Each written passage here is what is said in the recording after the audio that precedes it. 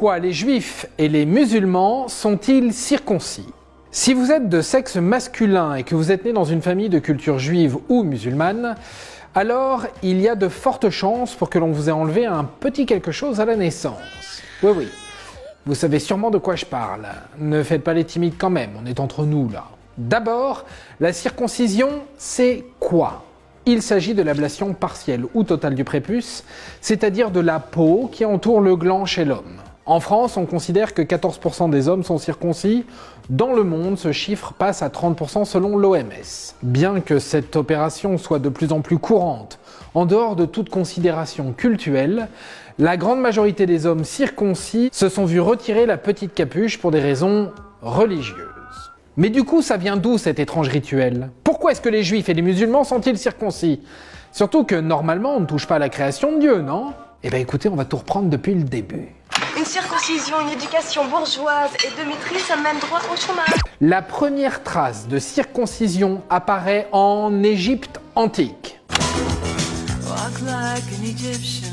On a retrouvé des gravures représentant une telle opération datant de la fin du 3e millénaire avant Jésus-Christ. Commune dans les pays des pyramides, la circoncision faisait horreur aux Grecs et aux Romains qui voyaient la pratique comme une mutilation.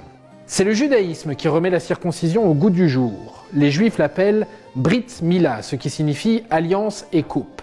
D'abord, est-ce que c'est écrit quelque part? Eh bien oui, dans la Genèse, au chapitre 17 plus exactement. Je vous pose la scène, Dieu s'adresse directement à Abraham. Abraham va se circoncire lui-même à 99 ans, mais aussi circoncire ses enfants de 8 mois et 13 ans. Et Dieu aurait dit, selon la Genèse, « Et voici mon alliance qui sera observée entre moi et vous, et ta postérité après toi. Que tous vos mâles soient circoncis.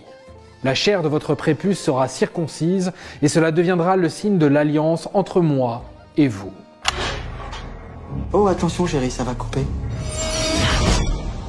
Super l'ambiance. Selon David Benamou, professeur d'études juives, cette alliance prend son sens dans la mesure où couper une partie du corps est un acte définitif. C'est aussi un moyen pour les juifs de l'Antiquité de faire communauté et de se retrouver en quelque chose.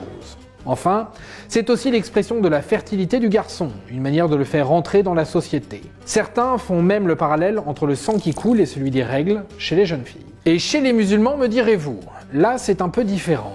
En soi, la circoncision qu'on appelle khitan n'est mentionnée nulle part dans le Coran. Elle apparaît cependant dans plusieurs hadiths, qui sont des textes retraçant la vie du prophète Mohammed. Ce dernier aurait alors dit « Débarrassez-vous des cheveux longs, des païens, et soyez circoncis ». Il s'agit d'une tradition héritée du récit biblique, mais aussi de la culture locale. En effet, la pratique était déjà répandue en Arabie avant l'arrivée de l'islam. Le récit d'Abraham, prophète majeur chez les musulmans, a donc trouvé un terreau fertile et la pratique s'est répandue au gré des conquêtes du califat. Les juifs, se réclamant de la descendance d'Isaac, pratiquent donc l'ablation au 8e jour.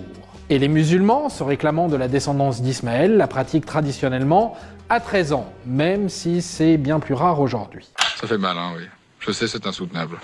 Et les chrétiens dans tout ça? Eh bien, la circoncision était très répandue au premier temps du christianisme. Bien que l'enfant Jésus lui-même ait été circoncis à la naissance, la pratique n'a pas duré dans le temps. Saint Paul, l'un des 12 apôtres de Jésus-Christ, disait même « La circoncision n'est rien, ce qui compte, c'est de garder les commandements de Dieu. » Alors les gars, qu'est-ce qu'on lui coupe? Les oreilles, la langue, le terrain. Mais du coup, la circoncision, est-ce vraiment plus hygiénique? Eh bien, ça se discute. En 1975, l'OMS disait que ça diminuait par 10 le risque de faire une infection urinaire chez le nourrisson. Pour d'autres, quand on se lave bien, circoncis ou pas, on est propre. En réalité, cette idée reçue serait liée à la difficulté d'accès à l'eau courante et à une bonne hygiène pour nos ancêtres. Ancêtres qui auraient alors bien souvent négligé le nettoyage de leurs attributs. Forcément, dans la chaleur et l'humidité, à l'intérieur, ça sentait pas très bon. Petit problème en moins pour les circoncis qui pouvaient alors se vanter tranquillement de leur propreté illusoire. Et voilà, maintenant, vous savez tout.